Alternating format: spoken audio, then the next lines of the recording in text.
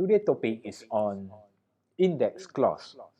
Index clause is also called stability clause, or it is also known as inflation clause. So what is inflation clause, or what is index clause?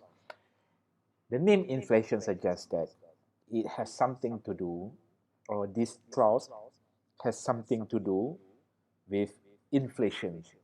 So inflation might cause serious problem to reinsurance claim. What kind of problem? Okay, let me explain. The deductible, the cover, and the premium rate, which is payable in excess of loss reinsurance, is made on the basis of the monetary values at the time the treaty is concluded. For example, let's say the treaty is on year 2020. This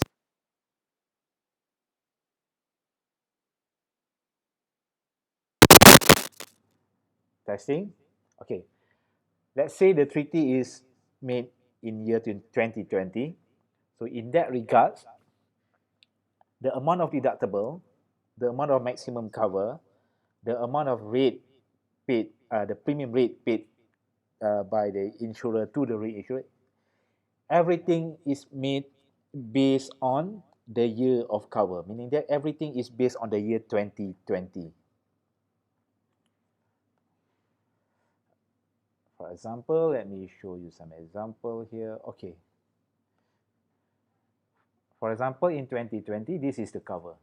This is the maximum cover. This is the deductible. So insurer and reinsurer set the amount of deductible. Reinsurer set the amount of cover based on the value of claims that might occur in year 2020. Let's say they have forecasted that total for the year, if accumulate medical costs for third-party accident might be 600,000 per year. So that might be a cost of claim for that year. What year? 2020. So this cover and this deductible might be enough to protect the cost of claim of expected cost of claim of 600,000 for the same year. What happened is this medical cost might change and increase up to 1,200,000 in 2024, meaning that from the expected cost of 600,000, the cost might increase up to 1.2 million in 2024. So that might be an increase in the cost of claim from year 2020 to 2024. So what is the main cause of the increase? The main cause of the increase is the inflation. So cost increase as a result of inflation. Without inflation, the cost might not change very much. For example, if there is no inflation, the same cost in year 2020 might be similar to the same expected cost in the year 2024. But this is not possible because of inflation. So what happened is, in third party, in liability insurance, claims might happen not during the year of cover. Okay, let's say accident happened in the year 2020, but final claim settlement might happen not in the same year, but the years after that. The years after that, for example, 1 year after that, 2 years after that, 3 years after that. All this delay is caused by, there are so many factors such as litigation process, investigations process. All this delay might result in the final claim settlement is delayed few years later. Okay, so if the claim for year 2020 is settled in the year 2024, the final amount of claim might be different if the same claim is settled during the year of cover. So what happened is, if the same cover here and the same deductible here is maintained for the year 2024, that might not be enough. This cover might not be enough to protect this amount of claim in year 2024. So for that result, insurer and reinsurer has agreed that they need to increase the cover and they need to increase the amount of deductible in years after that, meaning that they are preparing for the increase in the cost of claim, and to prepare for that they have to increase the deductible and they have to increase the maximum cover for the purpose of protecting the claims, the future claims. So this happened, meaning that reinsurer and insurer are both sharing the burden of inflation. They have to increase the cover, they have to increase the deductible just because of the inflation. Okay, I hope you will get that idea. So let's say in 2024, the cover which is supposed to be 1 million has increased to 1.5 million. The deductible in the year 2020, which is supposed to be 400,000, has now changed to 800,000. So these changes happen as a result of inflation. And how much do they have to increase? How much do they have to increase the deductible? And how much do they have to increase the maximum cover? It depends on percentage. So this is the percentage that the reinsurer and insurer will have to agree, and they have to look for how much is the percentage that they have to use for the purpose to increase the deductible and to increase the maximum cover. Okay, I hope you get the idea.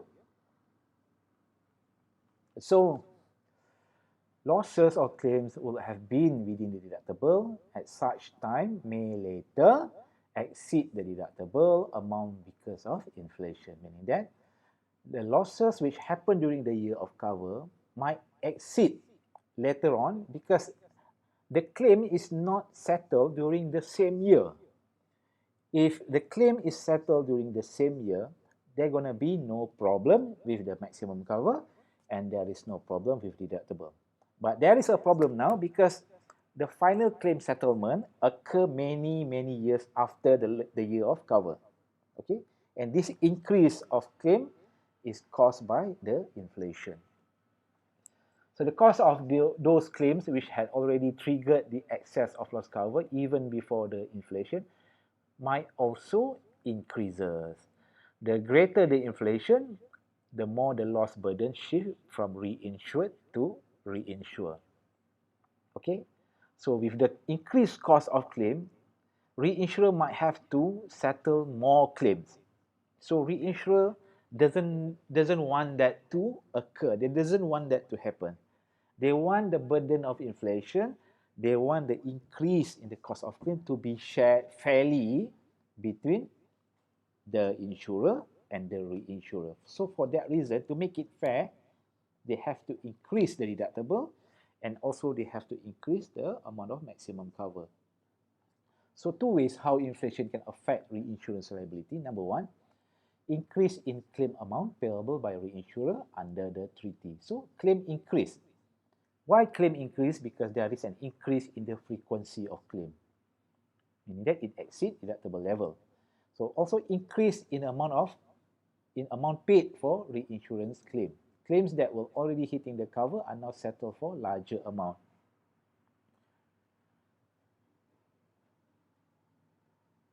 Okay, so the main purpose of stability clause is about equitable sharing of inflation between the insurer and the reinsurer. Again, I repeat, the main purpose of inflation clause or stability clause is to make sure an equitable sharing of inflation between insurer and reinsurer.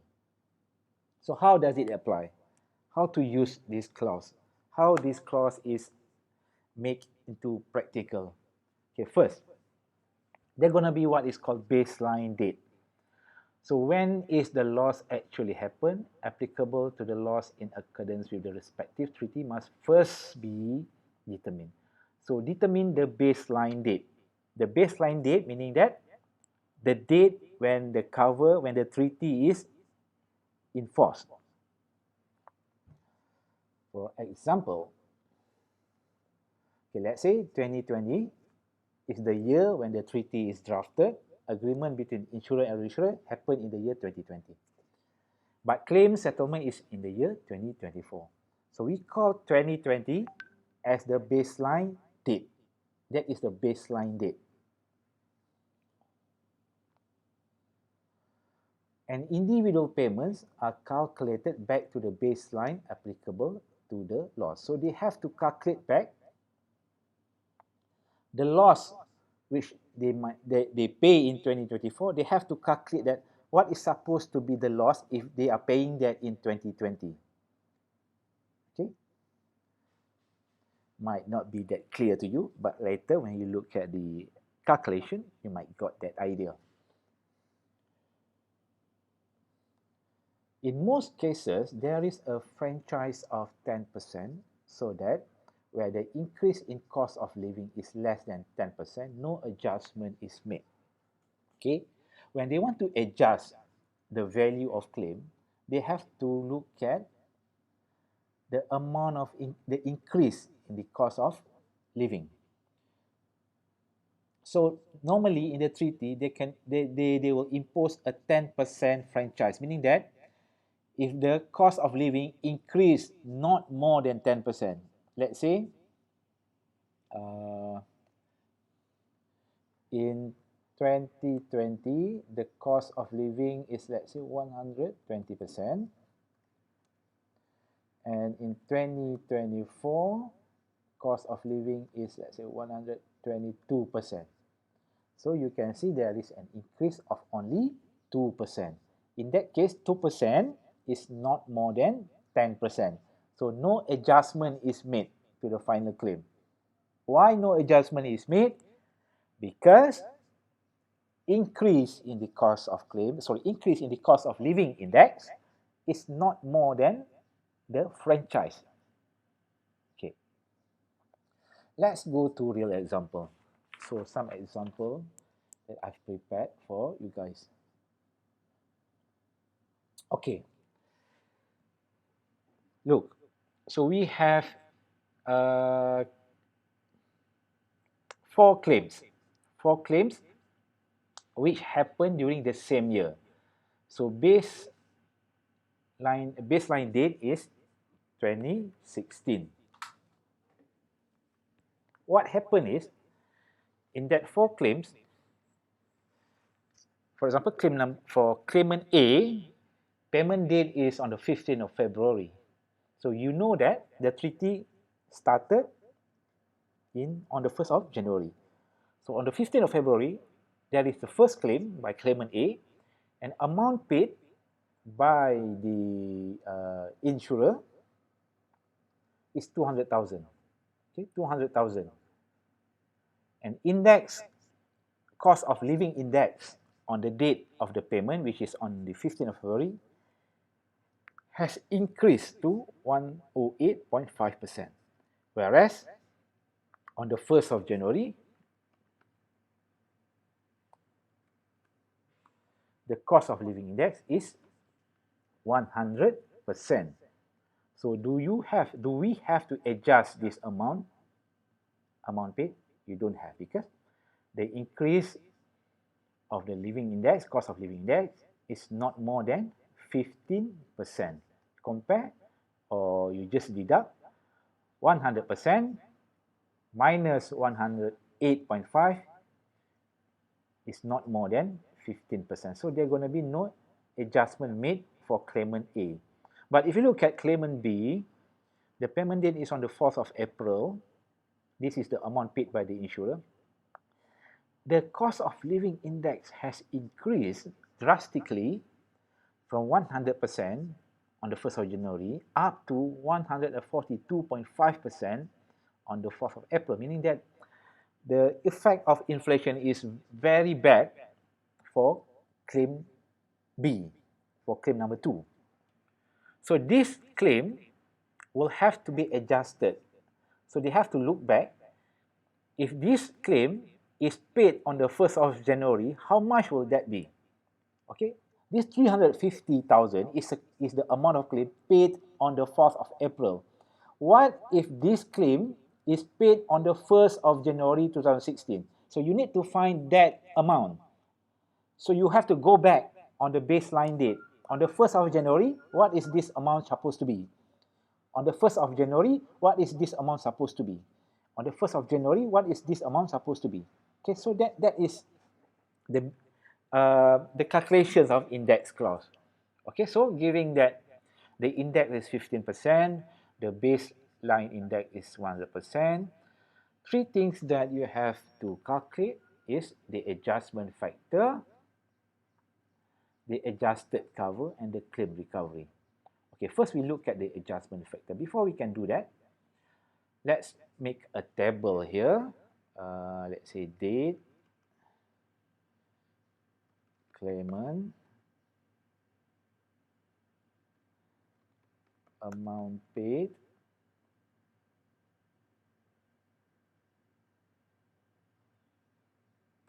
index on payment,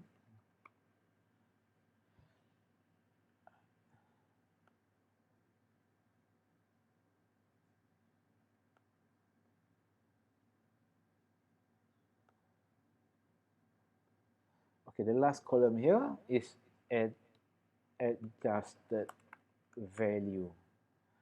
So I have 5 columns here in order to calculate the adjusted value. So 15th of February 2016, claimant A, amount paid is 200,000, index of on payment is 108.5%, B 4th of April 2016, claimant B, amount paid is 350, 142.5%. 23 of July 2016, claimant C, amount paid 145,000, 146.6%. And the last claims, 2nd of September 2016, claimant D, 230.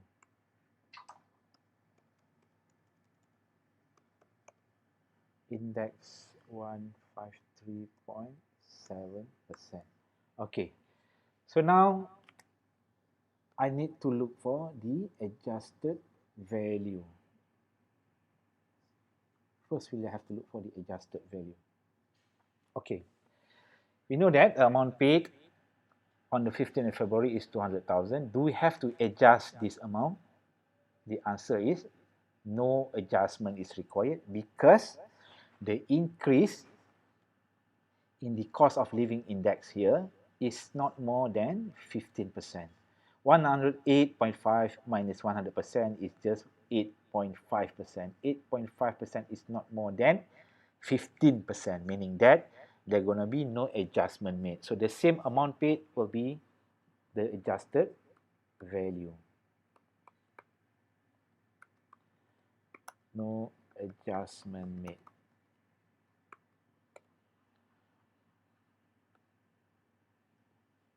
Okay. For claim number 2,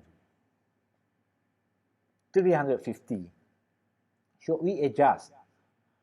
142.5 minus 100% is 42.5%. So the increase of index is 42.5%, which is more than 15%. So you have to adjust this amount. So what is the amount if it is paid on the 1st of January? What's going to be this amount? What you need to do is, first, we know that 142% 0.5 142.5 divide by 100. Okay. So to find the adjusted value, the formula is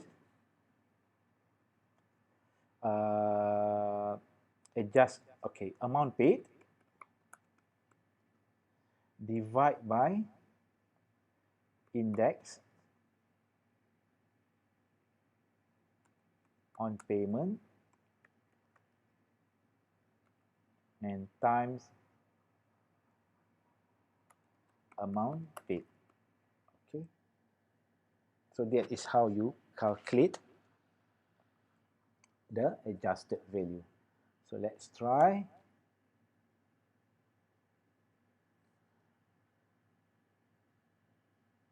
Sorry, let me get this formula correct. In order to find the adjusted value, it is amount paid divided by index on payment. So that's going to be the formula used to find adjusted value. Okay, so here equal to amount paid is 250 divided by the index on payment 145. So this is the amount, the adjusted value that we have made for this claim.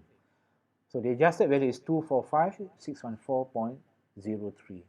So if this claim is paid on the 1st of January 2016, this should be the amount, not 350. Why 350 here? Because it is caused by the increase because of inflation. If there is no inflation, this is the amount supposed to be paid by the insurer on the 1st of January, or on the, if there is no inflation, this is the amount that the insurer will pay on the 4th of April. Okay, adjusted value for claimant C.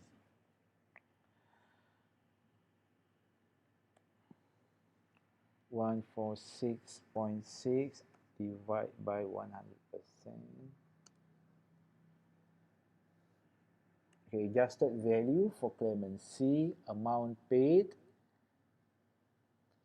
divide by index on payment 98908.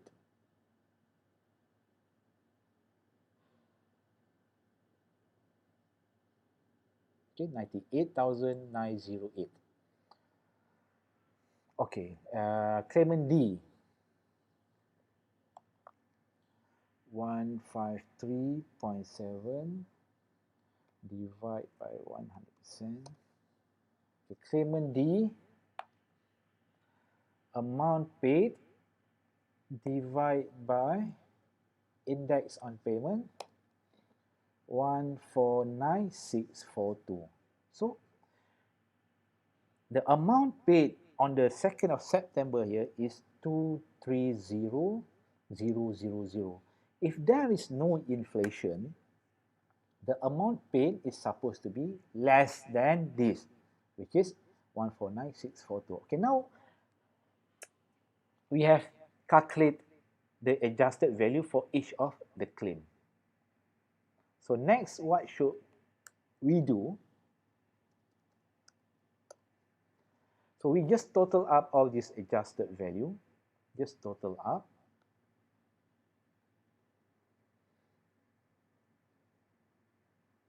So the total adjusted value is 694,164.79.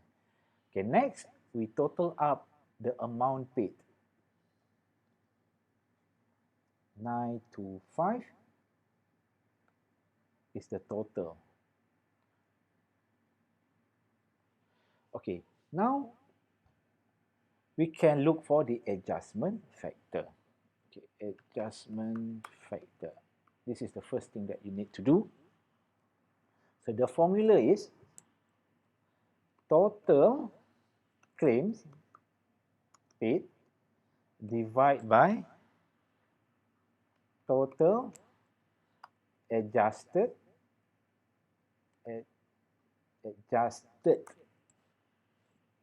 claims. So what does that mean? This total divide by this total, because we want to look for percentage. Now we want to look for the percentage. How much is the percentage to be adjusted? Okay, adjustment factor equal to total claims paid divide by total adjusted value times 100%.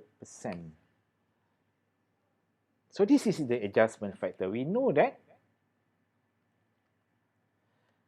the total claim, final claim, must be adjusted to 133.25%.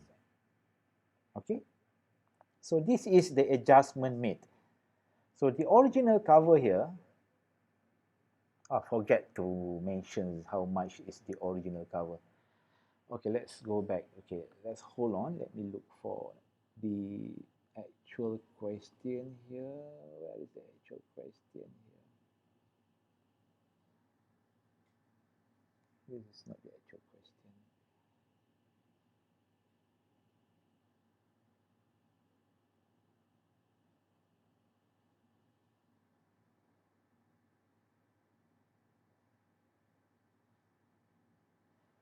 $500.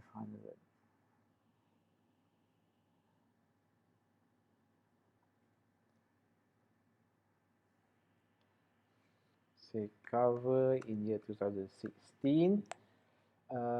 Let's say we make it here 600,000 in excess of, let's put it 200,000. Okay, so this is the cover in 2016. So this cover must be adjusted to prepare for the increase of claim, as you can see for claimant B, C, and D. So what will be the new adjusted cover? We want to look for the new adjusted cover here. How much will be the new maximum and how much will be the new deductible? So for that reason, you need to apply this percentage, the adjustment factor, to look for the new adjusted cover, the new cover and the new deductible. Okay, so now new cover, new maximum will be, let me convert this into not 100%, let's say divide by 100%, gonna be 133. Okay, new maximum cover will be, you take the old maximum here, they're going to be 600,000 times the percentage to be adjusted. Okay, this will be the new maximum cover. The old maximum cover is 600,000 and the new maximum cover is 799,521. Okay, new deductible